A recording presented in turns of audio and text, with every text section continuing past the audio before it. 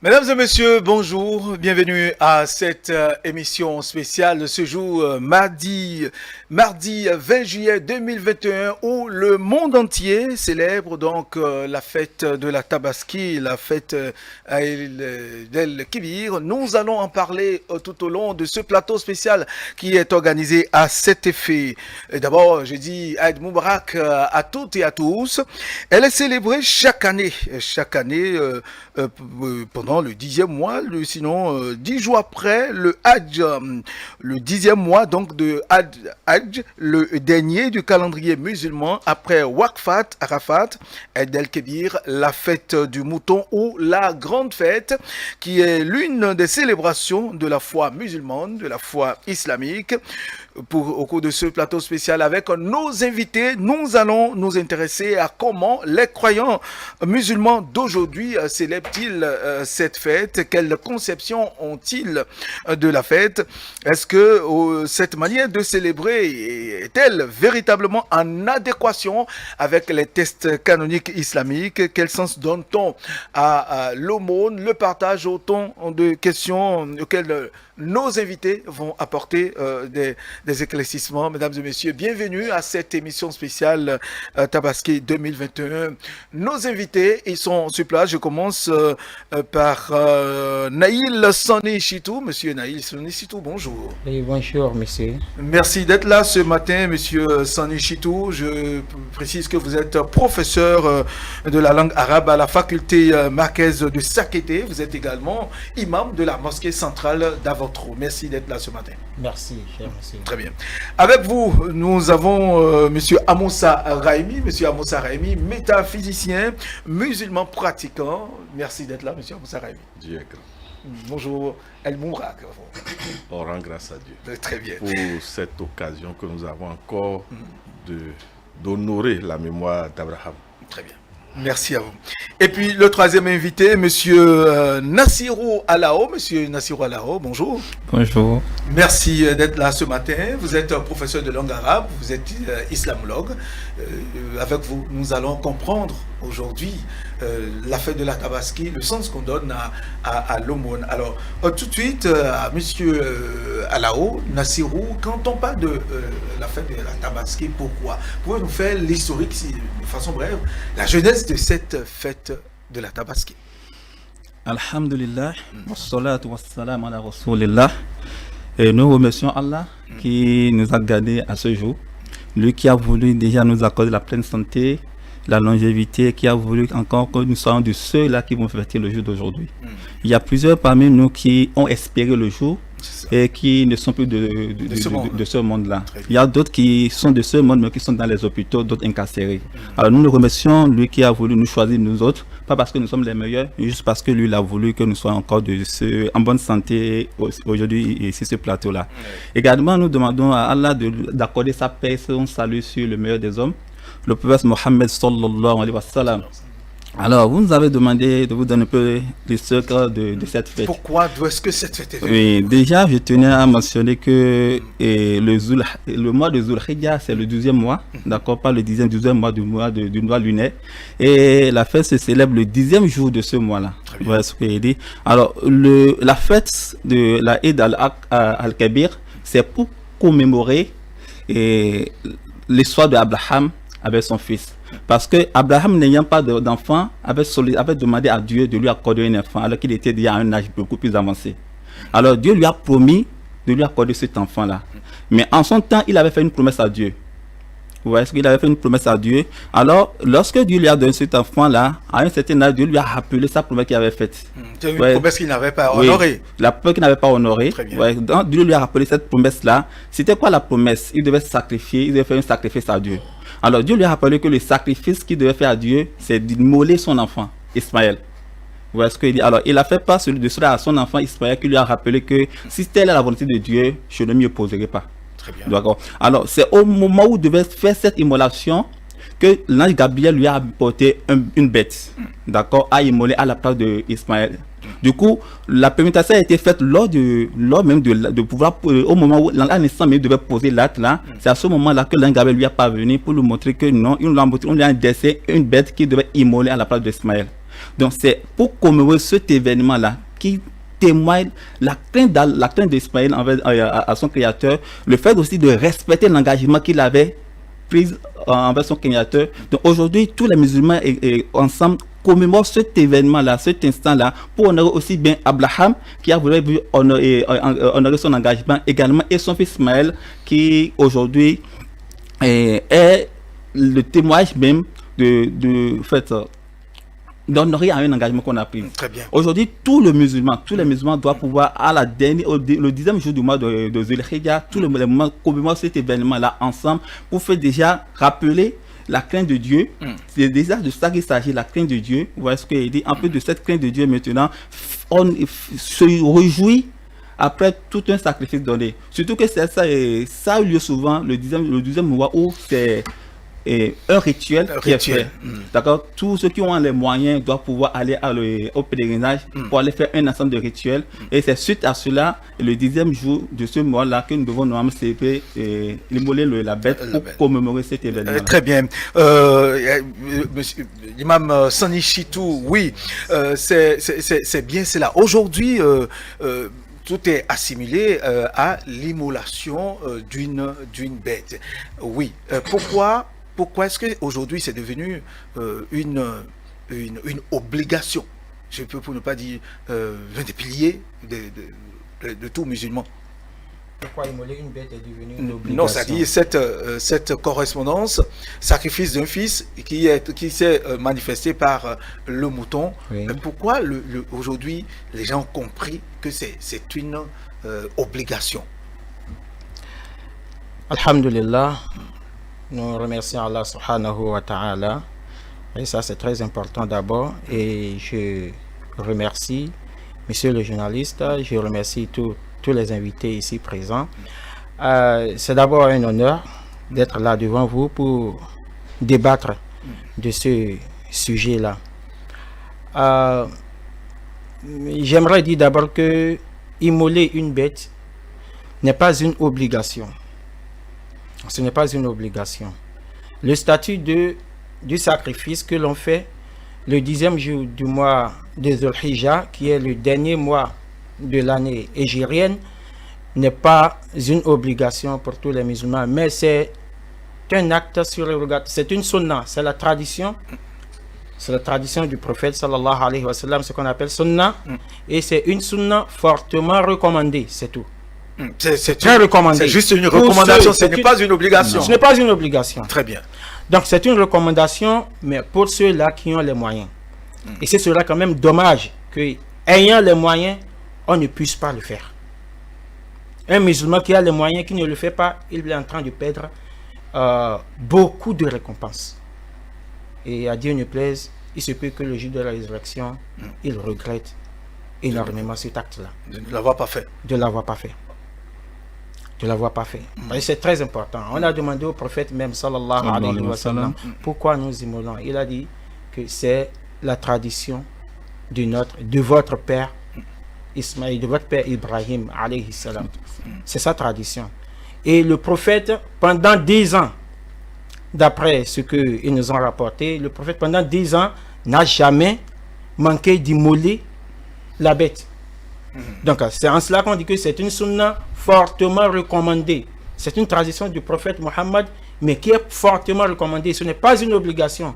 Mais étant musulman et ayant les moyens, on doit pouvoir le faire. Mais généralement, les musulmans ont l'impression de vouloir toujours, au fait, ça devient une obligation. Si on ne le fait pas, on n'est pas à l'aise. On ne se sent pas à l'aise, on se sent frustré. Vous aurez le temps peut-être de nous apporter la réponse tout à l'heure. Monsieur Amoussa Raimi, aujourd'hui, c'est voilà un peu ce qu'on apprend, ce qu'on a retenu de cette célébration. Alors, ça veut dire, sur le plan métaphysique, la promesse est une dette vis-à-vis de Dieu. Et transformer, accepter aujourd'hui de mettre un mouton à la place de son fils a un sens sur le plan spirituel, métaphysique. Merci, mon frère. Vous permettez encore une fois que nous saluons la mémoire de notre saint prophète Mahomet. Paix et salut sur lui et toute sa famille. Permettez que je salue les experts dans les sunnates, dans les sunnates de la tradition musulmane. Parce qu'eux, ils sont vraiment, ce sont des spécialistes. Mais nous, on est métaphysiciens, malgré que nous soyons musulmans. Bien sûr. Merci. Sur le plan métaphysique, d'abord, c'est la valeur du sang comparatif qui est en jeu. Allah est en train de nous dire que le sang des animaux n'est pas le sang de l'homme. Que le sang de l'homme est supérieur au sang des animaux. C'est d'abord le premier enseignement. Le deuxième enseignement est plus que l'enseignement. C'est une initiation de notre père historique Abraham. Dieu a voulu le mettre à l'épreuve pour lui donner encore un autre grade. C'est-à-dire le grade d'augmentation de la foi. Pour voir, est-ce que l'enfant que difficilement tu as eu, est-ce que si je te dis, immole-le, tu vas le faire. Mais en plus du fait que c'est une initiation d'augmentation de salaire, comme on dit, de Abraham, c'est aussi pour notre cher Ismaël aussi. Puisque il a montré ce qu'un enfant noble doit faire envers son père, l'obéissance. L'obéissance envers le père physique, mais envers notre Dieu, le géniteur universel. Donc voilà encore l'autre aspect de la chose. C'est pour vous dire que ce que nous commémorons, c'est la loi de transfert. La loi de transfert. Oui, c'est un rite de protection de la suite de ceux qui viennent après les aînés. De la suite de ceux qui viennent après les aînés. Parce que l'aîné devant Dieu est capital. Et c'est l'aîné pratiquement qui détermine la qualité des autres. Et donc, si la foi de l'aîné chancelle, qu'est-ce que ça va devenir les autres? C'est pour ça qu'on dit d'éduquer, dans la tradition musulmane, on dit de bien éduquer l'aîné, pour que l'aîné puisse servir d'exemple aux autres. Donc nous sommes ici dans une réalité transcendantale qui voudrait que ce que nous commémorons chaque El-Kébir, c'est d'abord pour nous dire que nous ne devons jamais oublier l'histoire, et que nous devons au passé, et que nous sommes tous des suites. Et quand on dit musulman, ce n'est pas une affaire de race. Ce n'est pas une affaire de race d'abord. C'est que nous avons un géniteur universel commun. Nous partons de quelque part. Et c'est de ce quelque part, nous devons toujours lui rendre hommage. Très bien. Mais là, écoutez les explications de l'imam Sani, de l'islamologue Alao. Oui, il y a cette promesse, cet engagement qui, à un moment donné, n'a pas été respecté, qui a été rappelé. Alors, il y a cette notion de respect de la parole donnée, de l'engagement pris que le Seigneur, que Dieu le Père Tout-Puissant est en train d'enseigner. Si on dit que ça n'a pas été respecté, on ne dit pas exactement ce qui s'est passé. Vous savez, Dieu a préparé à la fois Abraham et Ismaël à une initiation d'augmentation de foi en lui Dieu. Ça veut dire quoi? Dieu est en train de nous montrer que si c'est de l'homme seul pour décider de procéder à pareil sacrifice, ça va être difficile. Et c'est pour ça que Dieu lui a dit, Dieu a osé lui dire dans la vision, puisque c'est dans une vision que Dieu lui a apparu, pour lui dire, mais maintenant, ce que tu as eu difficilement, la promesse que tu m'as demandé, que tu vas honorer. Mais on va voir. C'est pour vous dire que si c'est de l'homme seul, ça, c'est toujours difficile à l'homme lui-même d'immoler son enfant. C'est très bien. Merci. Alors, aujourd'hui, la tradition veut que ce soit des bêtes, oui.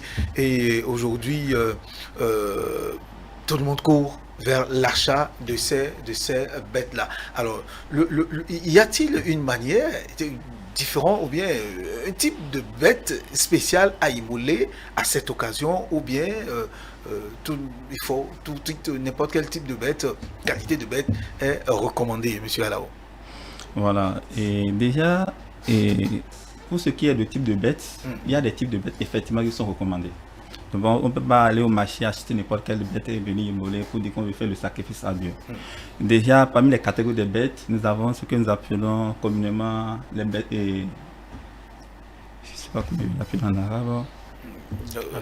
En arabe, ou même en français ou en Yoruba, anyway. Al-Am, c'est les bêtes qui ont des cornes là. Vous voulez parler des boucs? Les bovins. D'accord, il y a les bovins, il y a les bœufs, il y a le chameau, Ouais, c'est maintenant, avec toutes ces catégories-là, il y a un certain nombre d'âges que chaque catégorie devrait avoir. Lorsqu'on parle d'un bovin, c'est qu'il doit être âgé au moins de 6 mois. L'âge de bovin, ça doit être 6 mois. Par contre, lorsqu'on parle de catégorie des chameaux et des bœufs, pour le bœuf, ça doit faire techniquement 2 ans. Et pour le chameau également, c'est 2 ans. Parce que donc, c'est les catégories de bêtes. Encore, il faut s'assurer que la bête qu'on veut immoler à Dieu, il y a une bête qui est en bonne santé, en très bonne santé, qui n'a pas Qui ne boite pas. Voilà, qui n'a pas un de ses cornes déjà cassé. Également, voilà. Il y a toutes ces catégories de ces vérifications que nous devons faire avant de pouvoir acheter la bête qu'on veut immoler à Dieu. Très bien. Monsieur Sani, oui. Vous avez certainement des choses à apporter, la même question. Oui, effectivement. Il faut d'abord savoir que ce sacrifice-là que nous voulons faire, nous voulons le faire à Dieu. Et étant donné que c'est à Dieu que nous voulons faire cela, il faut choisir quelque chose de meilleur. Pour faire, c'est-à-dire pour en faire offrande à Allah subhanahu wa ta'ala. Donc il ne faut pas choisir n'importe quelle bête. Non, ce n'est pas n'importe quelle bête qu'on choisit. Très bien. Même si ce n'est pas une bête très chère, il faut que ça soit quand même quelque chose de bon. De qualité. De qualité. Très bien. Ce n'est pas une bête qui boite, ce n'est pas une bête qui est borgne, ce n'est pas une bête qui est tellement chétive qu'il ne peut même pas se lever sur pied. Donc, de telles bêtes-là ne sont pas, comment dire, ne sont pas éligibles pour être sacrifiées le jour de l'Aïd al-Adha. Donc, voilà un peu ce que je veux dire par rapport à cela. Et comme l'a si bien dit mon frère, ce n'est pas de trop petites bêtes. Ça a des âges bien déterminés qu'il faut respecter.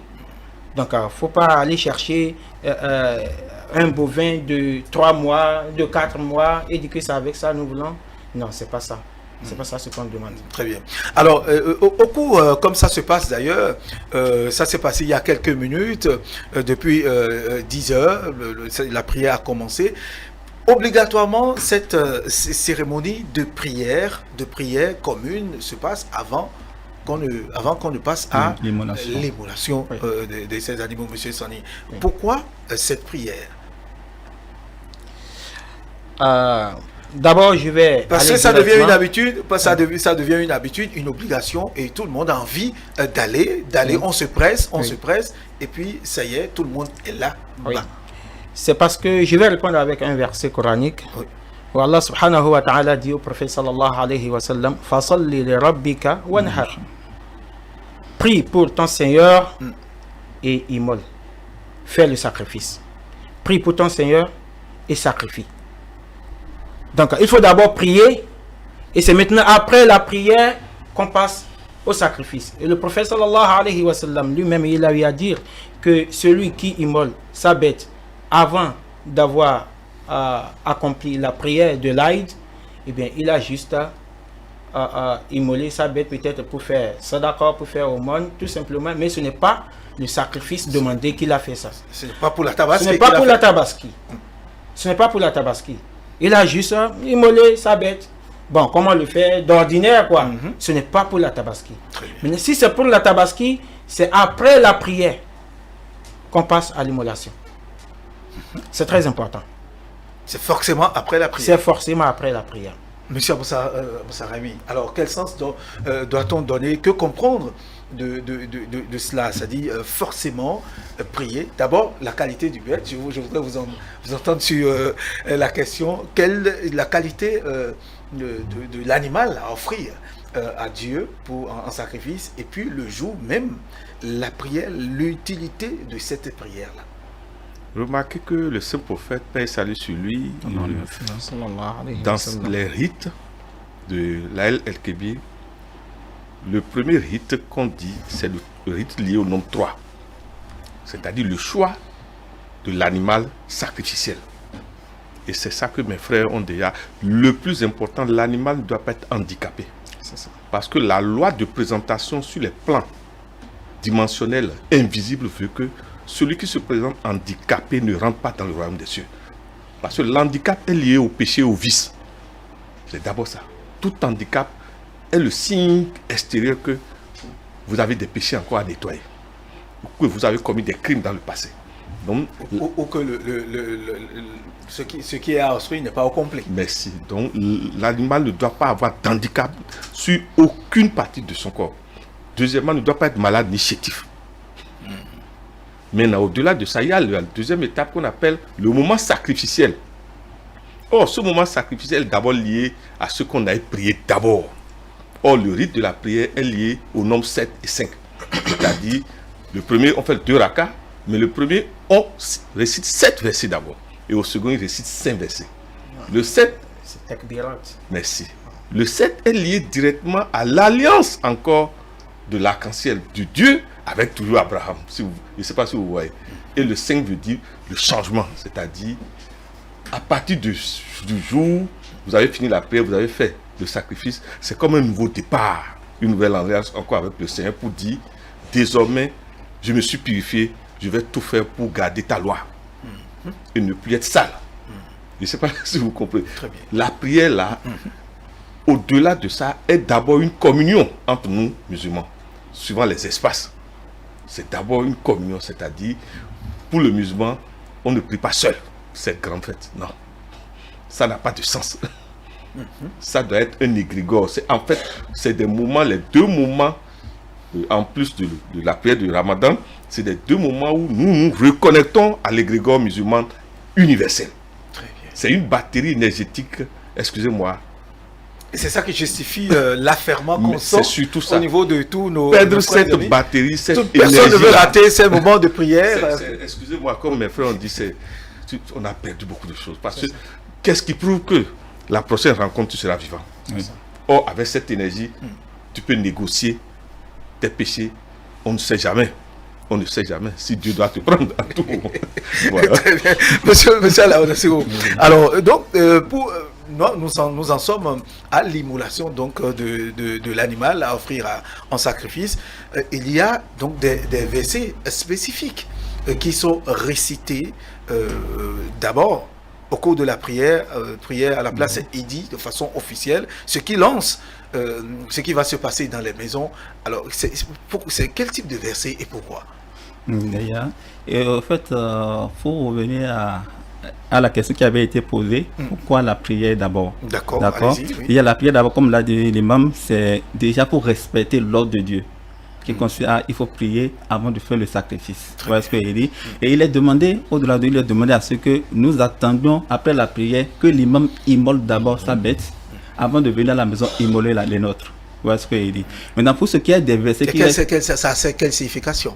Oui, être témoin de l'immolation de l'imam, c'est qu'on doit être témoin de l'immolation de l'imam. Comme on l'a dit, il ne faut pas qu'on immole la bête d'abord avant la prière. Parce que celui qui fait ça avant la prière déjà est considéré comme la personne a fait juste une immolation ordinaire, il y a une sacrifice ordinaire qui n'est pas dans le cadre de la fête. Alors pour ce qui est dans le cadre de la fête même, il faudra qu'on finisse la prière. Et lorsqu'on finit la prière, déjà il y a 2 serments que l'imam prononce. Il y a le premier serment, d'accord, qu'il finit de prononcer, il fait le second serment. Et c'est après les 2 prononciation de ces serments-là qu'il immole la bête. La personne, vous avez constaté quand... Oui, mais le serment dont vous parlez, oui, c'est justement là, parce que beaucoup s'interrogent, même croyants musulmans s'interrogent, qu'est-ce qui est dit, quelle invocation fait-il, qu'est-ce qui se passe, et pourquoi spécifiquement ces versets-là? Bon, pour ce qui est des versets, en fait, c'est les sourates. C'est les sourates, oui. Et ces sourates-là, tout le monde récite les mêmes sourates juste parce que ça fait partie de la sunna. Parce que sinon, ce n'est pas que c'est ça qui est forcément exigé. Pour le premier haka, il est demandé de faire la sourate al-A'la. D'accord? C'est Bisma Rabbika al-A'la jusqu'à la fin. Pour le second haka, c'est sourate Hadith al-Ghashiyah. C'est ça que soit le gauche, c'est ça les deux sourates qu'il faut lire. Ça c'est juste pour suivre la tradition du prophète Mohammed sallallahu alayhi wa sallam. Sinon ce n'est pas que c'est exigé lorsque vous faites une autre sourate à la place de cette sourate là, la prière n'est pas valide. D'accord. D'accord. Okay. C'est une recommandation, une tradition du prophète Mohammed que nous suivons. Maintenant après la prière, après les 2 rakas que nous faisons, pour ce qui est des sermons.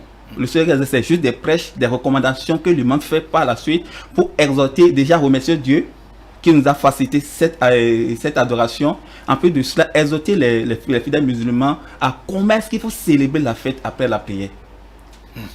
Voilà. Comment est-ce qu'il faut célébrer la fête après la prière? Est-ce qu'il faut célébrer la fête de façon anarchique comme nous remarquons dans notre pays ici? Aujourd'hui, on va en parler tout à l'heure. Oui, Imam Sani Chitou, oui, il faut qu'on revienne là-dessus. Cette manière spéciale de tuer l'animal. Il y a des versets, oui, beaucoup estiment qu'il y a une technique, c'est-à-dire une manière bien spéciale. En fait, je voudrais que vous nous en parliez. Comment est-ce que cela doit se faire après l'émolation de l'imam? Et dans nos maisons, on exige que ce soit forcément un imam, un islamologue, un alpha ou tout. Et puis, on dit qu'il y a une manière spéciale pour le faire. Oui, d'abord, ce n'est pas forcément un imam ou bien un islamologue ou bien un alpha qui doit immoler la bête. Si tu es déjà musulman, c'est toi-même qui as acheté. Ce qui est mieux même, c'est que celui qui veut faire le sacrifice passe lui-même à l'acte. Le chef de famille. Le chef de famille. Oui. Même si c'est une femme. Ah, même si c'est même la femme, si elle peut le faire. Si elle peut le faire, il n'y a pas de problème. Il n'y a pas de problème. C'est-à-dire, celui qui veut faire le sacrifice, ce qui est recommandé, préférable, c'est que ce soit lui-même qui fasse l'immolation, que ce soit lui-même qui immole la bête. C'est ça ce qui est meilleur, c'est-à-dire ce qui est préférable, c'est ça. Bon, maintenant, si on ne peut pas le faire, on peut demander à quelqu'un, on peut désigner quelqu'un à le faire à sa place. Et vous désignez forcément un musulman. Forcément un musulman. Un chrétien ne peut pas venir vous le faire. Mais pourquoi? Non.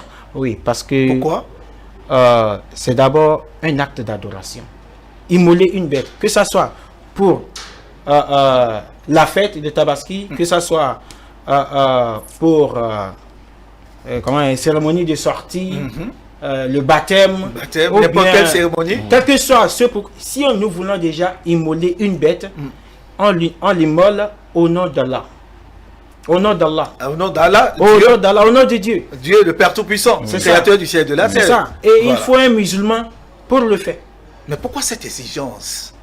Pourquoi cette exigence de musulman forcément? Parce que c'est est-ce qu'un chrétien, un acte d'adoration n'a pas la foi islamique. Vous voulez dire que l'autre n'a pas il peut immoler pour lui. Il peut immoler pour lui-même. Mais si c'est pour un musulman, un chrétien n'est pas désigné pour venir immoler la bête à la place d'un musulman. Mais est-ce que le musulman peut immoler pour un chrétien? Est-ce qu'un musulman peut immoler pour un chrétien? Si le chrétien veut. Mais le musulman, lui, ne veut pas que le chrétien immole pour lui. Oui, c'est ça dans la... Très bien. C'est ça dans la charia islamique. Maintenant, alors, restons dans comment est-ce qu'il faut immoler. Bon, pour immoler la bête, on immole au nom d'Allah, comme je l'ai dit tout à l'heure. D'abord, le couteau qui va servir à l'immolation doit être un couteau bien tranchant. Wallah, ici c'est même possible d'un seul coup. D'un seul coup, c'est ça qui est recommandé. D'un seul coup, c'est-à-dire de sorte que la bête ne va pas souffrir avant de mourir. La bête ne doit pas souffrir. Par exemple, par rapport à... je vais revenir sur l'histoire d'Ismaïl et de son père Ibrahim alayhi salam. Quand il voulait passer, l'enfant lui a demandé, Ismaïl a demandé à son père de bien aiguiser le couteau et de l'attacher pour qu'il ne fasse pas de mouvement. Parce qu'il ne voudrait pas. Vous voyez, comme l'a si bien dit Monsieur Amoussa, c'est là c'est une preuve de la foi et de la crainte d'Allah, de la part du Père et de la part du Fils. D'accord. Le Père a reçu l'ordre d'immoler son fils. Voilà, il dit d'abord à son fils, voici ce que j'ai vu en songe. Voici ce que j'ai vu dans le... Et l'enfant, connaissant que son papa est prophète de Dieu, il sait que c'est un ordre. Ce n'est pas un simple rêve. C'est un ordre qu'il a reçu. Il a dit, mais il faut faire ce qu'on t'a demandé de faire. On t'a demandé de m'immoler. Alors il faut le faire. Le père, demandant cela à son fils, Il n'a pas besoin de son avis. Il sait que c'est un ordre. Il va le faire. Mais il veut voir quelle sera la position de l'enfant aussi. Est-ce que l'enfant sera du même côté que lui? Et voilà comment l'enfant a répondu. Là, comme l'a si bien dit M. Amoussa, Oui. c'est une obéissance. Parce que l'enfant, son papa, C'est la foi qui est mise à l'épreuve. son la foi- papa la foi était de- déjà très vieux. Le papa ne pouvait pas prendre l'enfant. Il n'avait pas la force là. L'enfant pouvait aller contre ce que son papa voulait faire. Il pouvait aller contre. Et son papa n'allait pas pouvoir le faire. Il n'allait pas pouvoir honorer cela. Mais l'enfant s'est soumis d'abord à la volonté de Dieu et il s'est soumis à la volonté. Parce que son papa son aussi père. veut le faire. Il s'est soumis à la volonté de son de papa. son père. D'accord. Donc c'est de l'obéissance. Très se bien. traduit Qui par se, là. qui se traduit. Oui. Monsieur Amoussa Rémi, oui, l'autre, je reviens, ce n'est pas une polémique, mais c'est des questionnements que beaucoup se posent. Pourquoi est-ce que forcément un non-musulman ne pourra pas immoler cette bête-là? Je reviens un peu sur la question, sur le plan métaphysique. Est-ce que la foi n'est pas générale? Est-ce que Dieu, quelque part, n'est pas unique? Quelle que soit votre provenance, votre couleur de peau, votre race, votre religion. Non, ce n'est pas Parce que là, d'abord... il s'agit c'est une offrande qu'on veut faire. C'est une prière. Alors, Ce n'est Dieu pas- fait-il le distinguo? Ce n'est pas d'abord une affaire de foi. D'accord. D'abord, tout à l'heure, vous demandez pourquoi c'est l'imam qui se met devant. Pourquoi c'est l'imam qui tue premièrement. Symboliquement, l'imam, c'est Abraham. C'est ce que le Saint-Prophète est en train de nous dire. Et chacun de nous qui sommes derrière l'imam, nous représentons Ismaël. C'est d'abord ça. Il faut que nous comprenions ça correctement. Le père et chaque enfant fait un couple. Abraham, Ismaël. Si vous avez 3 enfants, symboliquement, chacun représente Ismaël. C'est ce que ça veut dire.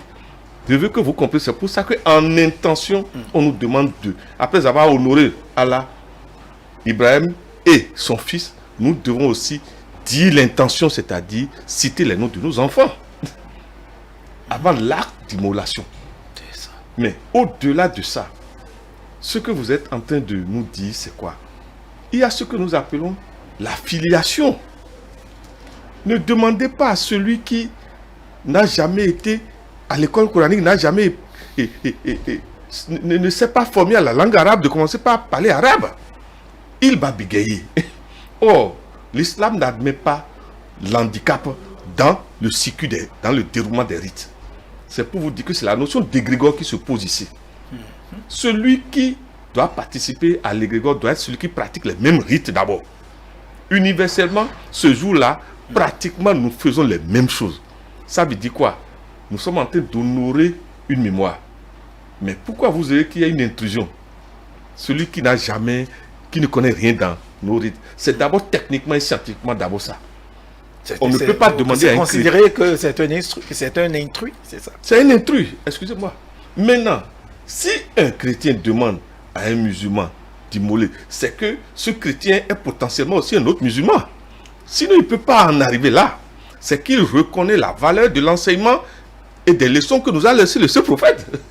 Si vous vous adhérez à une cause, c'est que vous avez en conscience que la cause est juste, s'il vous plaît. C'est d'abord ça. Non, un non-musulman ne peut pas immoler la bête. En fait, ce sont des questions que beaucoup se posent. C'est cette question, je me mets à la place des Et téléspectateurs. il y a qui se une posent cette manière question. aussi d'immoler. C'est Voilà. ce que j'appelle le second rite, c'est-à-dire le rite sacrificiel.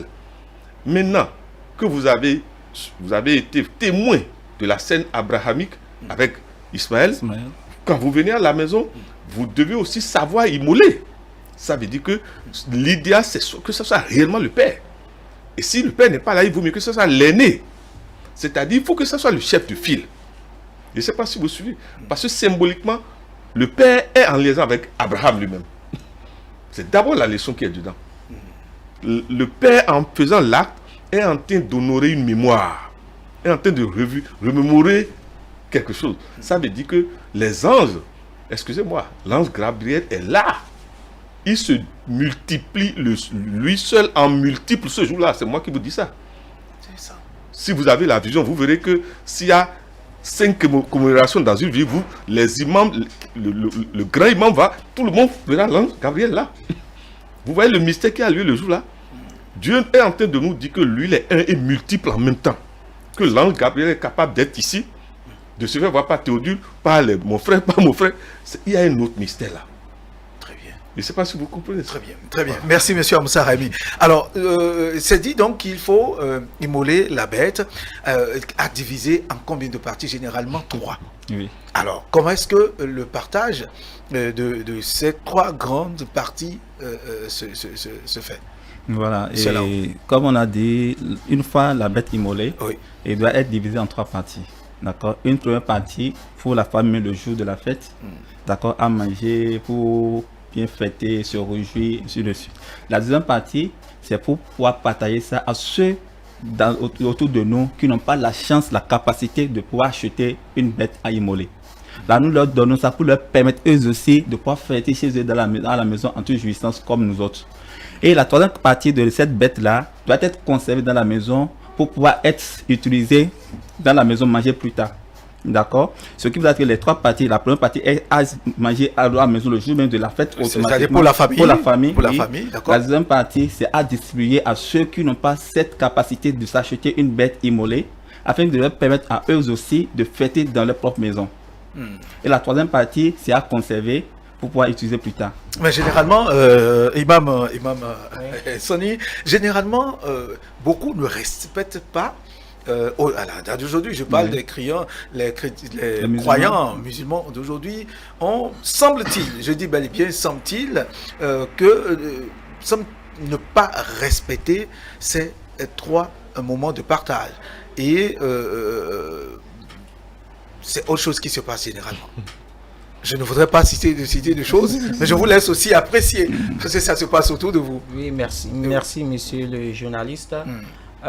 C'est vraiment malheureux de voir comment les gens gèrent la viande des bêtes immolées le jour de sacrifice. C'est à croire que, bon, c'est une occasion de tuer les bêtes et de conserver la viande à la maison pour soi-même, pour sa famille, pendant un bon moment. Alors que ce n'est pas ça. Il y a le sens de partage qui est très important. Car Allah subhanahu wa ta'ala dit dans le Coran, وَأَطْعِمُوا الْقَانِعَ وَالْمُعْتَرِ. C'est-à-dire, il y a des gens, il y a des nécessités. Ils ne vont pas venir vers vous. Ils n'ont pas les moyens pour immoler le jour-là. Ils sont aussi des musulmans. Ils n'ont pas les moyens. Il ne faut pas les oublier ce jour-là. Ils ne vont pas venir vers vous. Mais vous savez qu'ils n'ont pas les moyens, ils n'ont pas immolé la bête. Il faut pouvoir leur donner quelque chose. De quoi fêter ce jour-là? De votre viande, de la viande de la bête que vous avez immolée. Et il y a ceux-là, wal mu'tar, ceux-là aussi qui vont venir vers vous demander. Il y en a qui vont venir demander. Oui. Il y en a qui ne vont pas venir, qui ne vont pas du tout venir. Mais vous les connaissez. Il ne faut pas les oublier. Mais généralement, il y a un sens de partage. C'est pas ce qui se passe. Très important à faire. C'est-à-dire, il y a un sens de partage qui est très important à prendre en compte par rapport à la viande de bête immolée. C'est très important. Mais malheureusement, on pense que bon, c'est une occasion de conserver la bête pour pouvoir manger pendant un bon moment. Pendant 3 mois, 4 pendant mois. 3, 4 mois, voire 5. Ce n'est pas... ça ne respecte aucun test. Les prescriptions c'est juste une exagération. C'est juste une exagération. Sinon, on peut conserver. Parce que le prophète sallallahu alayhi wa sallam, il est arrivé une année, ils ont fait la fête, ils ont tué les bêtes, et le prophète a demandé aux compagnons que personne ne garde chez lui de la viande au-delà de 3 jours. Pourquoi? Parce qu'en ce moment, il y avait de la famine. Il y avait la famine. Ils étaient frappés par la famine. C'est ça. Donc le prophète voulait qu'on fasse ce partage-là. Ceux qui ont les moyens n'ont qu'à faire ce partage-là avec les gens. Voilà, pour les alimenter. Donc c'était dans cette intention-là. Et l'année suivante, quand ils ont immolé les bêtes, les compagnons ont demandé au prophète, est-ce que nous allons faire comme l'année passée? Il a dit non. Il faut manger, donner en aumône, faire aussi des cadeaux aux gens. Et vous pouvez même conserver. Très bien. Mais il y a une pratique, et ça, il y a une pratique qui a cours, ça c'est depuis quelques années. Dans l'ancien temps, il n'y avait pas ça, mais depuis quelques années, pendant le mois de Ramadan, de Carême, de jeûne, si quelqu'un ne vous offre pas des cadeaux pendant ce mois de jeûne, le jour de la Tabaski, les musulmans qu'ils m'en excusent, c'est quand même une vérité. Beaucoup n'aiment pas en parler, mais c'est le moment de lui dire. Monsieur Amoussa a toujours souhaité qu'on dise la vérité. Il y en a qui vous n'avez pas du tout la part. C'est-à-dire, on ne vous donne pas de viande. On ne vous donne pas de viande parce que vous ne leur avez pas offert quelque chose lors des moments de jeûne. Oui, effectivement. Et ça, c'est même au-delà de ça. Aujourd'hui, on va remarquer que pendant le mois de Ramadan, il y a des gens, il y a des musulmans, bien sûr. Celui qui vient de leur donner un coffret pour le Ramadan, on note le nom de la personne. Sachant que pour la fête de Ramadan, il a sa part de viande. Celui qui n'a pas ça, nous sommes dans la liste, n'a pas droit à cela. Est-ce que ça, c'est une mauvaise habitude. Et c'est quelque chose qui est inventé par l'être humain, mais qui n'a rien à voir avec la religion. Parce qu'il dit, il n'y a aucune relation entre le cadeau qu'on nous a donné dans le mois de Ramadan et le sacrifice de cette bête-là au jour de la fête de Tabaski. Aucune relation. Parce qu'il dit, comme on l'a dit, la viande doit être partagée en 3 parties, comme on vient de le dire, ainsi de suite. D'autres, même au-delà de ça, vous imaginez qu'on laisse ceux qui ont besoin même de cette viande. Comme l'a dit l'imam, il y a 2 catégories de personnes. Il y a ceux qui sont dans le besoin mais qui ne viennent pas vers vous demander. Jamais, oui. Il y a d'autres qui auront le courage de venir vers vous pour vous demander ça. Voilà les 2 catégories de personnes à qui on doit donner ça. Mais on constate avec tristesse aujourd'hui que de musulmans qui ont les moyens, qui ont immolé la bête, au lieu de donner à ceux qui sont réellement dans le besoin, envoie ça à ceux qui ont déjà les moyens pour ceux qui ont tué eux-mêmes suffisamment. Et ces derniers aussi leur envoient aussi leur part. Parce que genre, vous avez les moyens pour vous avez tué la bête. Supposons que j'en ai tué 5. Moi, j'ai tué. Vous avez tué 6. Et vous m'envoyez encore. Alors que ceux qui sont dans le business sont là. Parce qu'il dit non. Alors qu'en réalité, comme on a dit dès le départ, c'est la crainte avec laquelle nous faisons l'acte qui est accepté. Ce n'est pas le sang, ce n'est pas la chair de cette bête-là que Dieu regarde. Dieu ne regarde pas ni la chair ni le sang de cette bête.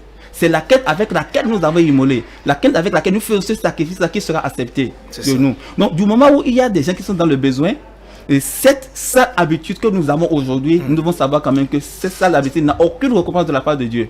Voilà, pour ne pas courir la colère de Dieu, je pense que nous devons revenir à ce qui a été demandé dans la tradition du prophète Mohammed sallallahu alayhi wa sallam, afin que ce sacrifice plutôt nous soit accepté. Très bien. En attendant d'écouter M. Amoussa Raimi, votre avis sur la question, ce qui se passe pendant le mois de jeûne et oui, votre avis en tant qu'imam, en tant que professeur de yoga. Là, c'est que nous n'avons pas encore compris vraiment le sens de l'aumône. Si c'est vraiment pour faire l'aumône, s'il s'agit de l'aumône, c'est une offrande qui est donnée sans contrepartie. Mais là, on sent déjà, si on donne ça en tant qu'aumône, ce n'est plus une aumône. Mais ça peut se faire. Mais ce n'est pas une aumône. Par exemple, là, les collègues, les trucs là, seulement que ça ne soit pas parce qu'il m'a donné, même s'il ne t'a pas donné. L'islam nous exhorte quand même à, c'est-à-dire celui qui te fait du mal, il ne faut pas lui rendre le mal par le mal. C'est ça. Je suppose que ça c'est un mal. Peut-être vous êtes nombreux, mais c'est à toi seul, il n'a pas donné. Le moment venu, il ne faut pas agir comme lui. Il faut rendre le mal par le bien.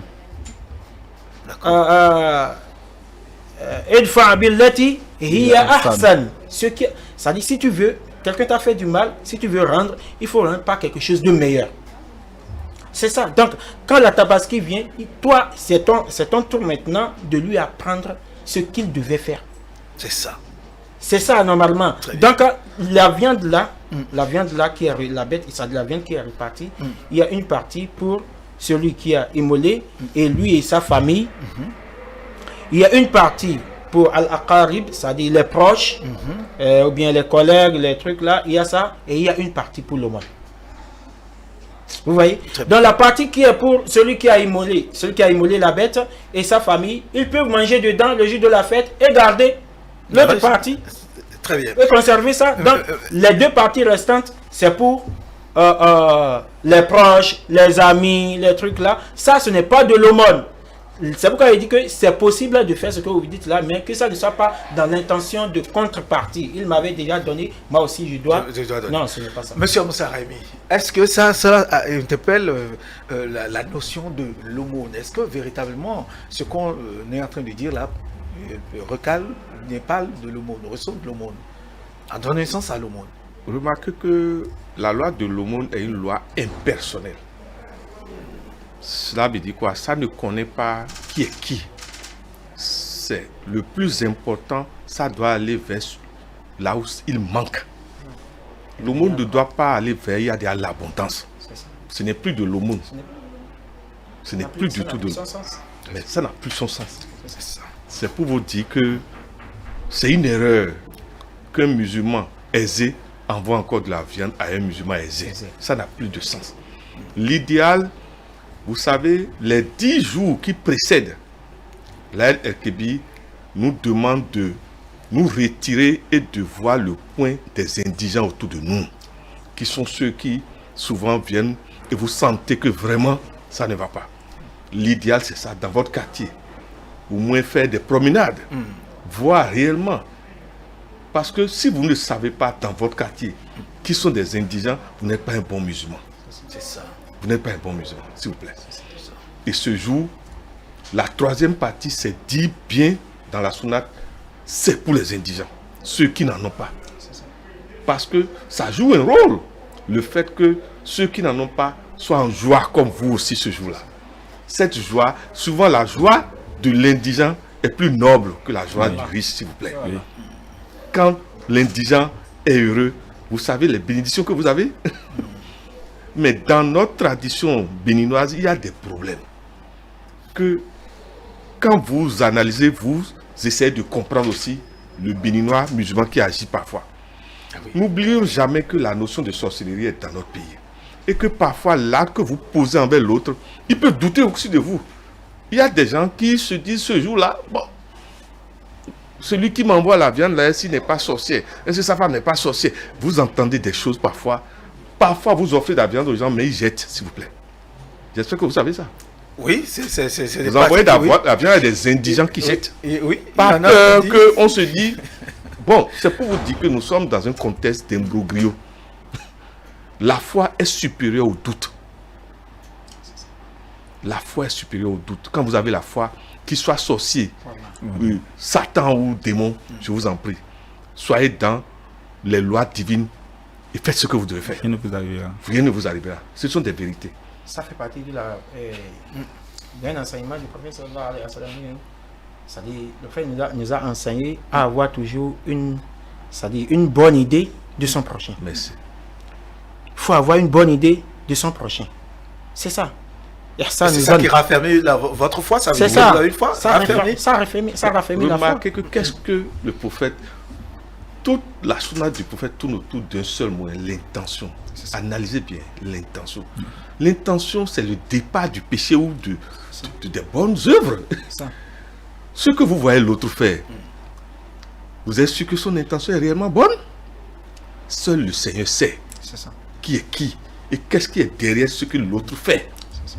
Il est venu vous donner de la viande, mais quelle est l'intention noble qui est derrière, ou l'intention d'avilissement, d'humiliation, ou de crime qui est derrière? C'est pour vous dire simplement que c'est l'intention qu'il faut surveiller.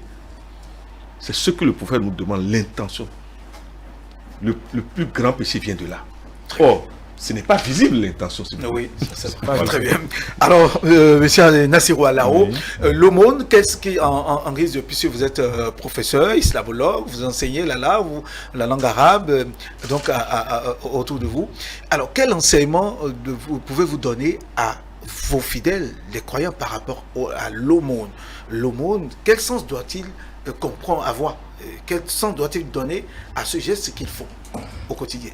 Oui, déjà, il faut que le fidèle musulman sache quand même que l'aumône, c'est un acte qui a beaucoup de mérite auprès d'Allah.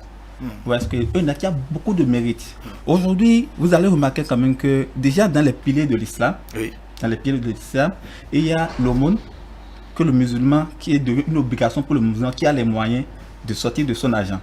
l'aumône à ce niveau-là, il y a un aumône qu'il faut sortir. En plus de cela, le mois de Ramadan, lorsque nous faisons les 30 jours, les 29 jours du mois de Ramadan, il est exigé pour nous, à tout musulman qui a fait le mois de Ramadan là, de sortir de l'aumône de son en termes de maïs, des vivres, d'accord, et de donner ça pour pouvoir permettre à ce que ces actes d'adoration de ce mois-là soient acceptés par Dieu. Parce qu'il dit, à chaque acte d'adoration du musulman, l'aumône joue un rôle très capital. Très capital. Et Dieu dit que lorsque vous êtes musulman, d'accord, et toutes les fois que Dieu parle dans le Coran, il dit toujours, dans les solihat, là, c'est le fait de faire du bien. Lorsque quelqu'un, on dit par exemple, le Prophète dit dans le de ces hadiths, quoi, man nafasa al-mu'minin qurbatan min qurbi dunya nafasa Allahu anhu qurbatan min qurbi yawm al-qiyamah. Ce qui veut dire que le musulman, lorsque le musulman soulage son frère musulman, d'accord, d'une peine, Dieu lui soulage le jour de la résurrection, d'une peine également le jour de la résurrection. Ce qui vous dit quoi? Lorsque vous donnez à quelqu'un qui est blessé dans le besoin, comme on l'a dit, l'aumône, c'est avec quelqu'un qui est dans le besoin. On ne donne pas l'aumône à quelqu'un qui a l'abondance. Ce n'est pas de l'aumône. Donc, toutes les fois que vous faites une action vers quelqu'un qui est dans le besoin et que vous le soyez, ça peine, vous avez une récompense énorme auprès d'Allah, aussi bien dans ce bas monde que dans l'au-delà. Très bien. Oui, Imam Sani Chitou. Oui, monsieur. Oui. Le sens de l'aumône, très rapidement, et on va boucler. Bon, l'aumône, très souvent, on a tendance à croire que ça doit limiter l'aumône aux choses matérielles. C'est-à-dire, on pense que l'aumône n'est que matériel, c'est-à-dire donner de l'argent, des habits, même des vivres, des motos, des vivres, des trucs là. L'aumône n'est pas que ça. L'aumône va bien au-delà. Oui, le monde va bien au-delà. Parce que Allah subhanahu wa ta'ala voudrait qu'on fasse l'aumône. Et ce n'est pas tout le monde qui a les moyens matériels pour pouvoir le faire. Alors ceux qui n'ont pas les moyens matériels, ils ne sont pas concernés? Non. C'est pourquoi je me rappelle, une fois, c'est cette compréhension-là, que même les Sahaba, il y avait une partie des Sahaba, je ne dirais pas une partie, les Sahaba avaient cette compréhension-là de l'aumône, que c'est ceux qui en ont, ceux qui ont les moyens, qui donnent aux pauvres. C'est pour cela, c'est-à-dire certaines personnes, parmi les Sahaba qui étaient vraiment pauvres, se sont rassemblés un jour, ils sont allés voir le prophète sallallahu alayhi wa sallam pour lui demander, pour lui dire, mais Ya Rasulallah, au messager d'Allah, les hommes riches sont déjà partis avec toutes les récompenses. Ils ont déjà ramassé toutes les récompenses, ils sont partis avec tout, parce que c'est eux qui arrivent à faire toutes les bonnes actions. Le prophète sallallahu alayhi wa sallam leur a demandé, mais pourquoi? Ils ont dit, ils prient comme nous prions, ils jeûnent comme nous jeûnons. Mais eux, ils arrivent quand même à sortir encore de leurs biens pour donner aux pauvres. Et, excusez-moi, c'est nous qui sommes les pauvres qui prenons encore ça là. Donc nous n'arrivons pas à le faire. Le prophète sallallahu alayhi wa sallam a dit, c'est ça? Ils ont dit oui. Il a dit, mais Dieu ne vous a-t-il pas donné aussi de quoi faire l'aumône? Ils ont dit, c'est quoi? Il a dit, chaque fois que vous allez dire Subhanallah, ça dit, c'est des formules, des invocations. Subhanallah, Alhamdulillah, La ilaha illallah, Allahu Akbar. Ces formules-là, toutes les fois que vous allez répéter ça, ça constitue une aumône pour vous. Et toutes les fois que vous allez exhorter quelqu'un à faire du bien, c'est une aumône. Toutes les fois que vous allez interdire le blâmable à quelqu'un, c'est une aumône. Et il dit, même quand vous avez des rapports intimes avec vos femmes légales, c'est une aumône. Ils ont dit, quoi? Même juste là, il a dit oui. Ne voyez-vous pas que s'il le faisait de façon illicite, il aurait commis un péché? Ils ont dit oui. Il dit, c'est de la même manière. S'il le fait de façon licite, il aura des récompenses. Merci Imam Sani Chitou. Monsieur Amoussa Raimi, en conclusion, en 10 secondes, pour conclure. C'est d'abord de souhaiter rendre hommage à notre saint prophète Mahomet, à notre grand-père éternel Abraham et à notre désormais semblable, son fils Ismaël. De rendre hommage à notre saint prophète et toute sa famille, et que nous tous musulmans dans le monde entier, nous prions pour la paix. Nous prions pour la paix. Et comme vient de dire mon frère, ce n'est pas parce qu'on n'a pas l'argent, les biens matériels, qu'on n'a pas quelque chose à donner. Le fait d'avoir l'intention pure, le fait de détecter que ça ne va pas et de dire ça doit aller, et de commencer par tout faire pour que ça aille, le fait de bien éduquer ses enfants, de bien éduquer la société, d'être un exemple d'honneur et de dignité à la société, c'est une autre forme d'aumône qui est souvent supérieure à l'aumône matériel. Très bien. Que la paix et le salut soient sur notre prophète. Merci à vous, M. Amoussa Raimi, métaphysicien, plasticien et puis musulman pratiquant. Merci d'être venu ce matin partager ces moments avec nous. Alao Nassirou, professeur de langue arabe, islamologue, merci d'avoir partagé ces moments avec nous. Naïl Soné Chitou, professeur de langue également à la faculté Marquès de Sakété, imam de la mosquée centrale d'Avotrou. Merci d'avoir passé ces moments avec nous, mesdames et messieurs. Nous allons donc vous dire merci de nous avoir suivis. Très bonne fête à vous tous. Al Moubrak à toutes et à tous. Et à très bientôt.